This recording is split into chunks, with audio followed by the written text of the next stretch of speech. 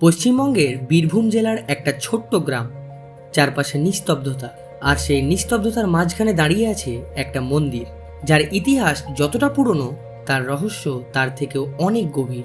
এই সেই জায়গা যেখানে দেবীর পূজা হয় শ্মশানের মাঝখানে, যেখানে রাত নামলেই শুরু হয় তন্ত্র সাধনা, আর যেখানে অনেকেই দাবি করেন তারা আজও অনুভব করেন এক অদৃশ্য শক্তির উপস্থিতি।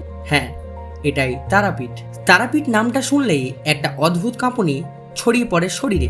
লোককথা অনুযায়ী এই মন্দিরের উৎপত্তি জড়িয়ে আছে সতীর দেহাংশ পতনের গল্পের সাথে। মনে করা হয় এখানে নাকি পড়েছিল সতীর তৃতীয় নয়ন, আর সেই থেকেই এই স্থান হয়ে ওঠে এক শক্তিপীঠ।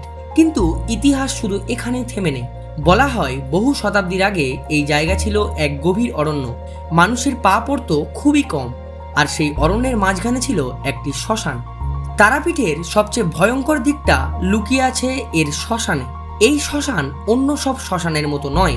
এখানে রাত যত গভীর হয় ততই শুরু হয় এক অন্য জগতের কার্যকলাপ। তান্ত্রিকরা এসে জড়ো হন, আগুন জ্বলে ওঠে, মন্ত্র উচ্চারণে ভরে ওঠে চারিদিক। কেউ কেউ দাবি করেন এই সময় নাকি দেখা যায় অদ্ভুত ছায়া, শোনা যায় ফিসফিস আওয়াজ, আর অনুভব করা যায় এক এমন শক্তি যা সাধারণ মানুষের বোধের বাইরে। তারাপীঠের ইতিহাসে সবচেয়ে রহস্যময় নাম সাধক বামাখ্যাপা।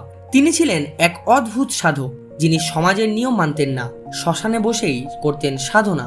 লোকেরা তাকে পাগল ভাবত, কিন্তু বলা হতো মা তারা নাকি তাকে নিজের সন্তান বলে ডাকতেন।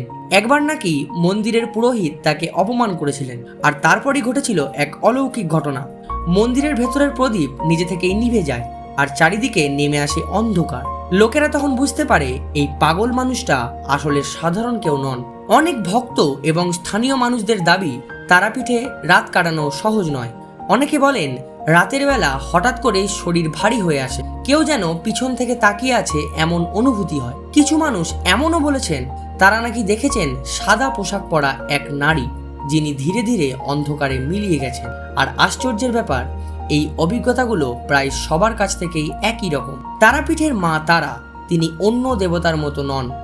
এখানে দেবীকে দেখা যায় এক ভয়ঙ্কর রূপে, জীব বের করা, মৃতদেহের উপর দাঁড়িয়ে। এই রূপের পেছনেও রয়েছে গভীর তান্ত্রিক অর্থ। এখানে পূজা হয় কখনো কখনো এমন কিছু নিয়মে যা সাধারণ মানুষের কাছে অদ্ভুত বলে মনে হতে পারে, কিন্তু তান্ত্রিকের মতে এই নিয়মগুলোই নাকি দেবীর প্রকৃত শক্তিকে জাগ্রত করে। এখন প্রশ্ন হলো, এই সব ঘটনা কি সত্যি নাকি সবটাই মানুষের কল্পনা? বিজ্ঞান বলে এই সব অনুভূতি হতে পারে মানসিক প্রভাব, কিন্তু যারা নিজের চোখে দেখেছেন তারা বলেন না, এটা শুধু কল্পনা নয়, এখানে সত্যিই কিছু আছে। সত্যি আর রহস্যের মাঝখানে দাঁড়িয়ে আছে তারাপীঠ। তারাপীঠ একটি মন্দির, একটি শ্মশান, আর এক অজানা শক্তির কেন্দ্র। আজও সেখানে গেলে অনেকেই অনুভব করেন সেই অদৃশ্য উপস্থিতি। হয়তো সবটাই কাকতালীয়, অথবা হয়তো সত্যিই সেখানে আছে এমন কিছু যা আমাদের চোখে দেখা যায় না, কিন্তু অনুভব করা যায়। তুমি কি কখনো যেতে চাও তারাপীঠে?